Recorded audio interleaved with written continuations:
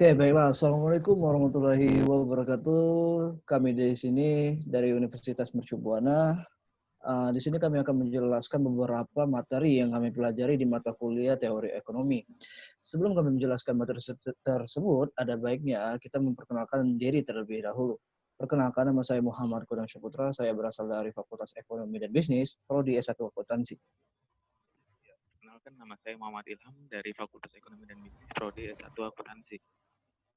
Perkenalkan, nama saya Wijaya Kesuma, saya dari Fakultas Ekonomi dan Bisnis, Prodi Akuntansi S. Perkenalkan, nama saya Dwi Putra Dilaksono, saya dari Fakultas Ekonomi Bisnis, Prodi S1 Akuntansi. Perkenalkan, nama saya Nugroho Khairul Razak dari Fakultas Ekonomi dan Bisnis, jurusan Akuntansi S1. Nah, jadi kami akan langsung saja memulai materi yang akan kami jelaskan. Pemateri pertama akan disampaikan oleh teman saya, Saudara Wijaya Kesuma. Saya persilakan untuk menyampaikan materinya. Terima kasih. Jadi di sini saya akan menjelaskan materi kedelapan tentang pendapatan nasional. Pertama adalah definisi pendapatan nasional atau produk nasional dibagi. Pertama adalah cara pendapatan dan cara pengeluaran. Kita lihat penelitiannya di slide berikut. Next. Selanjutnya ada istilah pendapatan nasional bagi menjadi dua, yaitu produk domestik bruto PDB dan produk nasional bruto PNB. Dan ini ada contoh perbandingan GNP dan GDP Indonesia dan Malaysia. Selanjutnya ada konsep pendapatan nasional, yaitu pendapatan nasional harga berlaku dan harga tetap. Ada dua, yaitu pendapatan nasional harga berlaku dan harga tetap atau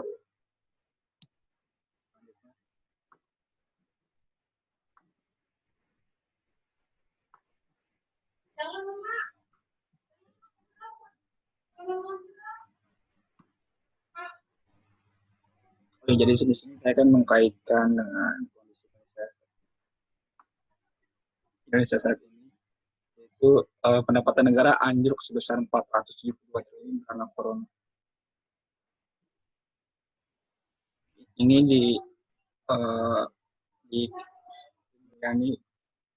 dengan dia melakukan pembahasan dengan komisi DPR. Karena pandemi ini negara mengalami penurunan PDB di tahun 2020. Dapat kita lihat di artikel berikut. Nah, menurut paparannya, Sri Mulyani memaparkan bahwa pendapatan negara turun dari targetnya 2.233,2 triliun menjadi Rp 1.017,9. Terus belanja negara juga naik sebesar 2.540,4 triliun menjadi 2.613,8 triliun. Dari angka ini maka defisit akan naik sebesar 37,2 triliun atau 1,76% dari PDB menjadi 853 triliun atau 5%. Dari PDB. Baik, ada lagi, Saudara Jaya, yang ingin disampaikan? Sudah cukup itu ya. Oke, terima kasih Saudara Wijaya atas pemaparan materi singkatnya tentang penjelasan pendapatan nasional. Jadi saya akan menambahkan sedikit ya.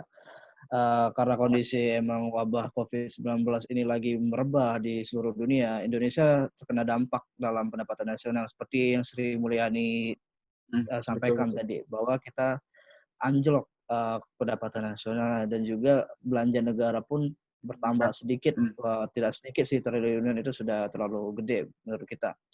Baiklah, terima kasih Saudara Wijaya, sekali lagi terima kasih. Sekarang pemateri selanjutnya akan disampaikan oleh Saudara Nugroho Khairul Razak. Pada Saudara Nugroho, saya terima kasih Kodam. Saya akan membahas modul 9, keseimbangan ekonomi dua sektor. Definisinya, perekonomian dua sektor adalah perekonomian yang terdiri dari sektor rumah tangga dan perusahaan. Dan di sini diasumsikan bahwa tidak terdapat kegiatan pemerintah maupun kegiatan ekspor-impor atau perdagangan ke luar negeri. Di sini kita lihat rumah tangga menyediakan faktor produksi untuk faktor produksi berupa misalnya tenaga kerja untuk perusahaan. Nah, sebagai timbal baliknya perusahaan akan memberikan gaji kepada tenaga kerja karena telah memberikan tenaga kerja ya. Di sini kan saya akan mengkaitkan dengan kondisi pemerintahan yang sekarang.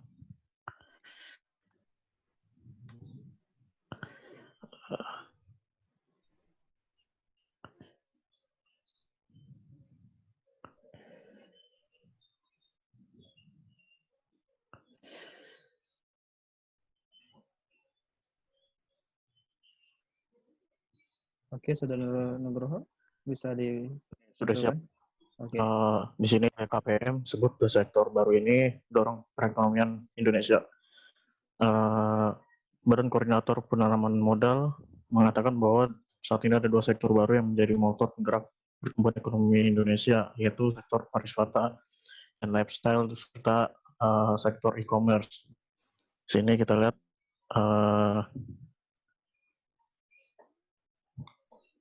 di sini ketua atau kepala BKPM mengatakan kedua sektor ini sangat-sangat atau cukup berkontribusi besar untuk pertumbuhan ekonomi di Indonesia yang cuman mencapai 5%. Menurut datanya, kedua sektor ini yaitu sektor pariwisata dan lifestyle tumbuh 14% sampai 17% per tahun, dan e-commerce tumbuh sekitar 20% dan 25% per tahun. Sepertinya sudah cukup, Kodam. Oke, baiklah. Terima kasih Saudara Nugroho atas penyampaian materi singkatnya tentang keseimbangan ekonomi dua sektor. Di sini saya akan menjelaskan dikit ya dari penjelasan tadi ya, tambahan. Ekonomi dua sektor ini hanya melibatkan seperti judulnya, yaitu hanya melibatkan dua sektor ya, rumah tangga dan perusahaan, di mana rumah tangga menyediakan tenaga kerja, modal, lahan, aset ke perusahaan, sedangkan perusahaan membalas dari rumah tangga itu dengan timbal balik, yaitu sebuah upah, gaji, sewa, dan segala macam. Bisa dilihat dari artikel tersebut bahwa e-commerce dan beberapa hal lainnya itu itu berkaitan dengan materi yang dijelaskan oleh Saudara Nugroho tadi. Terima kasih sekali lagi untuk Saudara Nugroho. Kali ini kita akan melanjutkan ke pemateri selanjutnya kepada Saudara Muhammad Ilham. Saya persilahkan. Terima kasih Kodam, saya akan melanjutkan.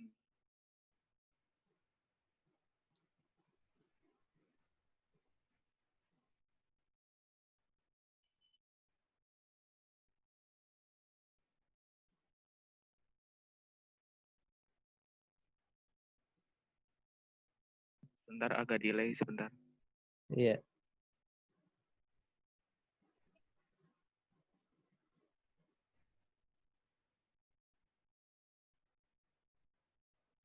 Baiklah, sudah bisa dijelaskan. Saya akan menjelaskan keseimbangan ekonomi. Mohon maaf, Saudara Ilham, suaranya. Oh iya. Suaranya. Di sini saya akan menjelaskan keseimbangan ekonomi tiga sektor. Baik. Yang definisi perekonomian tiga sektor adalah perekonomian yang terdiri dari sektor-sektor rumah tangga, perusahaan, dan pemerintah. Jadi yang ketiga ini kita nambah jadi di pemerintah. Jadi dalam analisis perekonomian tiga sektor akan diperhatikan peranan dan pengaruh pemerintah terhadap kegiatan suatu perekonomian. Lalu perekonomian tiga sektor adalah campur tangan pemerintah dalam perekonomian menimbulkan tiga perubahan penting dalam proses penentuan keseimbangan pendapatan nasional, yaitu aliran pembayaran, pengeluaran dari sektor, dan aliran pendapatan dari sektor. Lalu di sini saya akan menjelaskan sedikit adalah gaji, upah, sewa, dan bunga dan untung itu akan diperoleh dari rumah tangga, lalu akan ditabungkan ke lembaga keuangan, lalu akan diberi pinjaman ke penanam modal dan memberi investasi ke sebuah perusahaan. Lalu dari sebuah perusahaan itu akan menerima pajak perusahaan ke pemerintah. Lalu dari pemerintah akan mengeluarkan pengeluaran ke perusahaan kembali. Nah, di rumah tangga tersebut akan memiliki pajak sendiri-sendiri atau pajak individu dan dikembalikan lagi ke pemerintah. Dan lalu saya akan mengkaitkan dengan keadaan saat ini.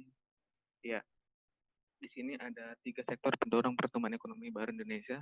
Yang pertama adalah dari pertumbuhan ekonomi Indonesia yang baru, tiga sektor yang dimaksud adalah industri, pengolahan logam. Mohon maaf. digital dan bisa ditampilkan artikelnya? Situ belum ada ya? Belum ada. Di stop dulu sharing. Stop share dulu ya. Ya. Nah. Terus share screen ke Chrome-nya. Oke, sudah ada. Baiklah, silakan lanjutkan. Ya, di sini saya akan menjelaskan 3 sektor pendorong pertumbuhan ekonomi baru di Indonesia. Yang pertama adalah pertumbuhan ekonomi Indonesia yang baru. 3 sektor yang dimaksud adalah industri, pengolahan, logam, ekonomi, digital, dan industri, terkait dengan pariwisata dan gaya hidup. Lalu di sini nilai tersebut berkontribusi atas 12,8% terhadap total penanam modal asing atau PMA kuartal kedua. Lalu khususnya ditujukan untuk smelter nikel. Apabila diakumulasikan secara semester, nilainya mencapai 1,4 miliar dolar Amerika Serikat dengan total 812 proyek. Lalu motor kedua yang disebut Thomas adalah sektor ekonomi digital, terutama melalui e-commerce. Besarnya investasi di sektor transportasi, gudang, dan telekomunikasi mencerminkan telah terjadinya e-commerce boom. Lalu saya akan menjelaskan tentang sektor lainnya yang disebut dari Thomas adalah industri, pariwisata, dan gaya hidup. Di era media sosial, industri ini berkembang cukup besar dan tercermin melalui angka-angka investasi maupun perubahan volume di sektor transportasi serta pendukung lainnya. Misalkan saja bidang usaha hotel, restoran yang dapat PMA nilai sebesar 115,8 juta dolar Amerika Serikat untuk 900 proyek. Baik, saya kira cukup untuk saya. Oh, oke, baiklah. Saudara Ilham, terima kasih atas penyampaian materinya tentang keseimbangan ekonomi 3 sektor ya. Jadi keseimbangan ekonomi 3 sektor ini bertambah 1 sektornya, yaitu pemerintah. Di mana tadinya cuma ada 2, yaitu rumah tangga memberi berupa tenaga kerja, modal, lahan, aset kepada perusahaan. Lalu perusahaan menimbal balik dari rumah tangga menjadi upah, gaji, sewa, dan segala macam. Nah, perusahaan dan rumah tangga tersebut akan membayar suatu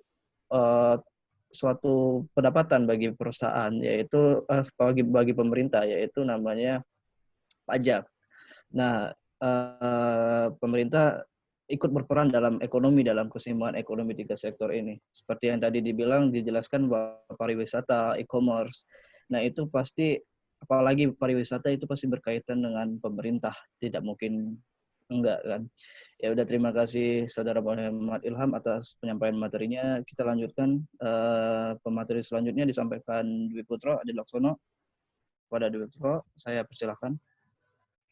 Baik, terima kasih Saudara Padam. Iya.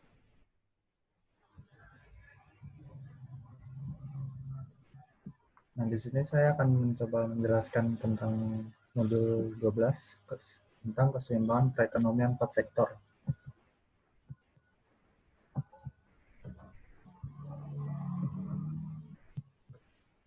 Nah, di sini bedanya dari definisinya itu, kalau perekonomian tertutup yaitu perekonomian 2 sektor dan 3 sektor tentunya.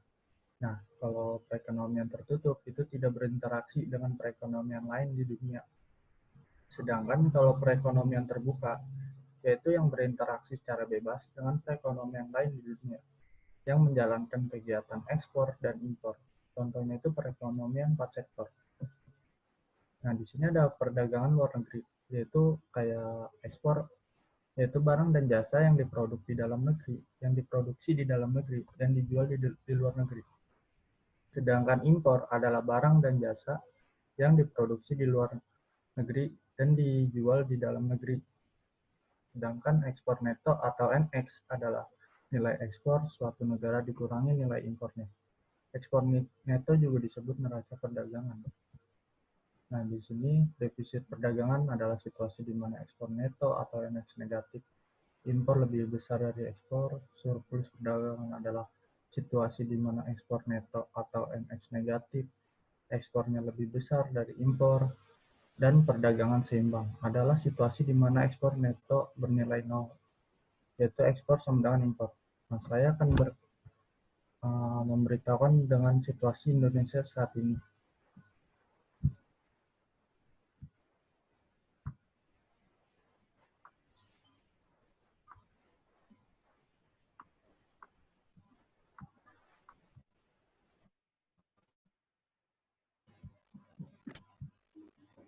Udah kelihatan ya? Oke, sudah. Nah, di sini saya dapat dari info website trubus.id, kata Rosan itu sejumlah jenis barang mengalami perlambatan trauma yang diimpor dari Cina akibat virus corona.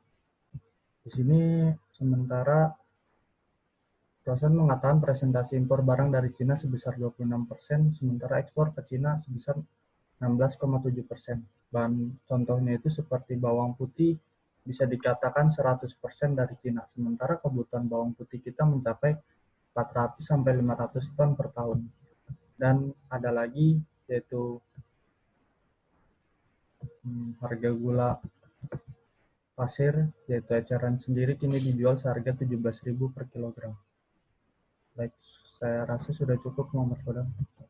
Baiklah, terima kasih Saudara Putro telah menyampaikan materi. Nah, kali ini bertambah lagi satu sektor, jadi keseimbangan ekonomi 4 sektor. Nah, penambahan di sektor tersebut yaitu sektor ekonomi dan ekspor dan impor. Nah, kaitannya dengan kondisi sekarang, apalagi emang sekarang kita lagi membutuhkan bukan hanya pangan ya, malahan kita membutuhkan bantuan dalam hal medis seperti ibarat Indonesia sebelum terkena COVID-19 dia membantu menyumbangkan mengekspor APD dia ke negara-negara yang membutuhkan seperti Cina. Dan juga ada beberapa artikel bahwa Indonesia juga membutuhkan karena Indonesia lagi sedang darurat COVID, maka dia sekarang membutuhkan APD juga. Maka Indonesia dibantu oleh beberapa negara dalam hal medis, yaitu mengimporkan APD tersebut.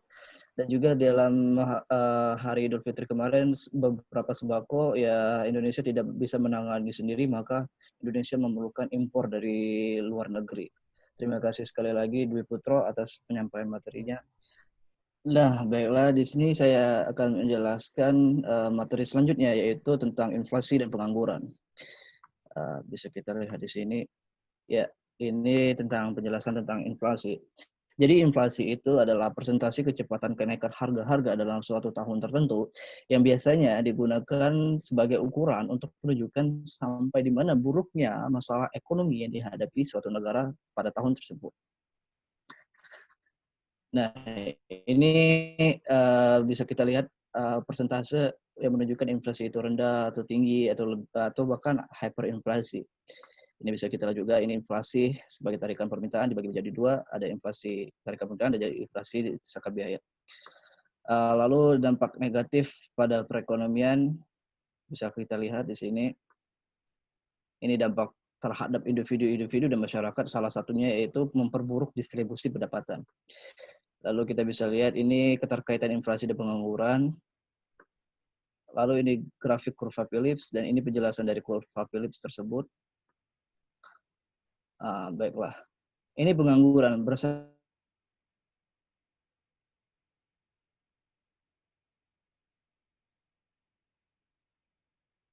regional. Ketiga jenis pengangguran ini dikelompokkan sebagai pengangguran pengangguran terbuka.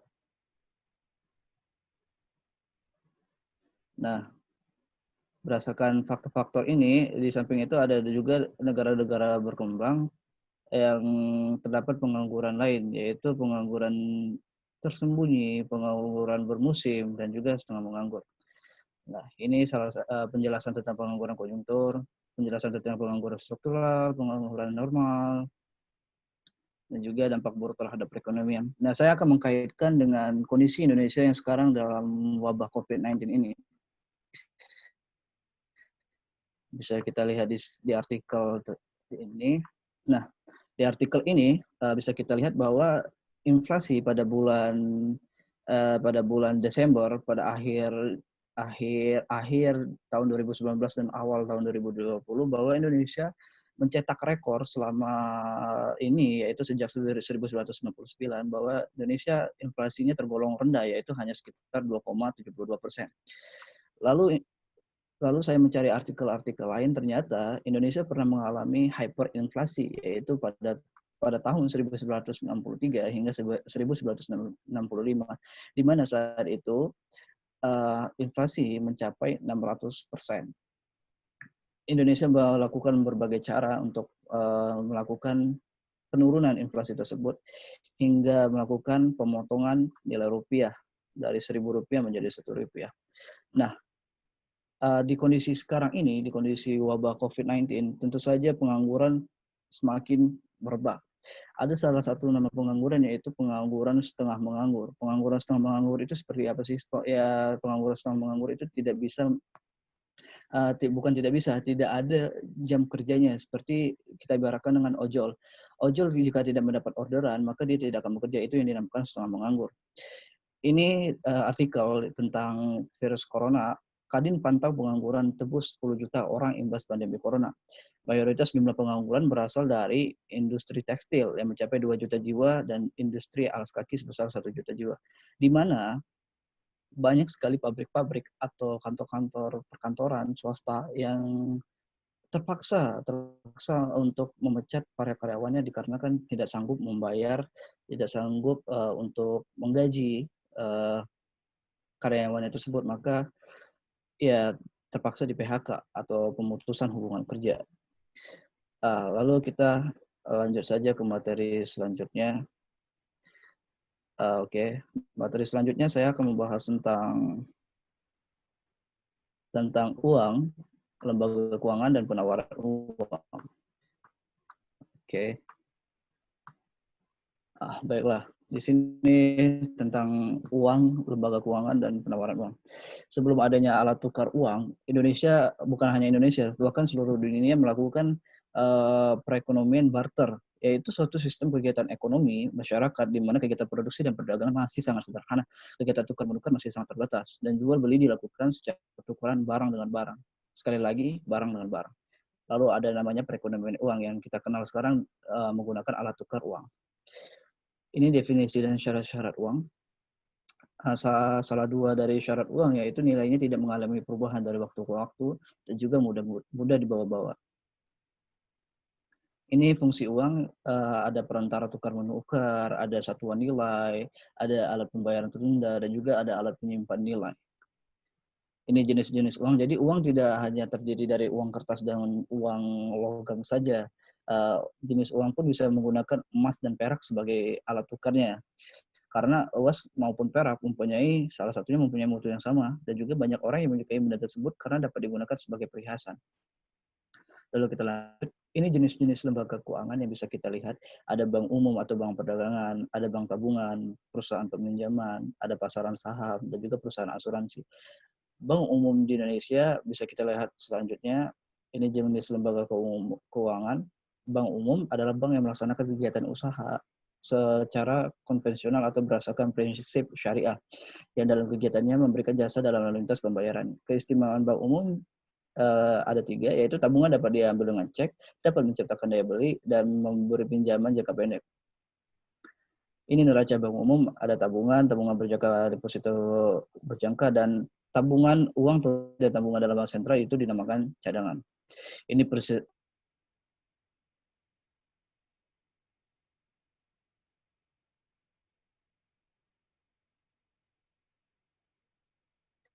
Ini ketiga faktor penting pembatasan penciptaan uang, yaitu kebocoran uang tunai, bank mempunyai cadangan yang lebih banyak, dan juga kekurangan pinjaman. Ini bisa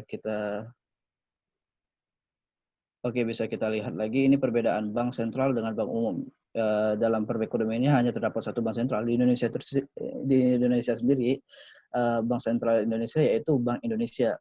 Bank umum kebanyakan dimiliki oleh pihak swasta, yaitu ya bisa saja Bank BRI, Bank Mandiri, Bank BNI, dan sebagainya.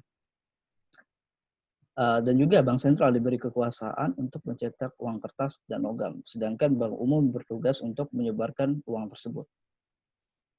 Ini mata uang dalam peredaran. Mata uang dalam peredaran ada seluruh jumlah mata uang. Itu bisa uang logam dan uang kertas. Uang yang beredar atau money supply adalah semua jenis uang yang berada di dalam perekonomian. Baiklah, terima kasih. Baiklah, itu saja yang saya dapat sampaikan.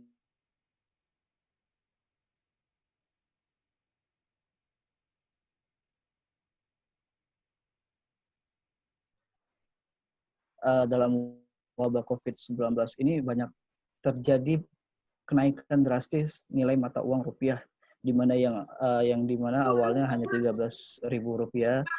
Sekarang Indonesia mengalami penaikan bahkan sampai 16.000, tapi alhamdulillah sekarang sudah mengalami penurunan hingga 14.000, info terbaru yang saya dapatkan. Nah, jadi itu saja yang saya dapat sampaikan. Apabila ada kekurangan materi atau kesalahan materi dalam kami menyampaikan atau kesalahan info dalam yang kami berikan, kami mohon maaf. Jika kalian mempunyai kritik dan saran untuk penyampaian materi selanjutnya, silakan kalian komen saja di bawah, beri saran kalian, kami sangat butuh saran kalian. Jika kalian suka video ini, klik tombol like, dan jika kalian ingin mensupport channel ini, klik tombol subscribe. Terima kasih, saya akhiri. Wabillahi taufiq wal hidayah. Wassalamualaikum warahmatullahi wabarakatuh. Waalaikumsalam.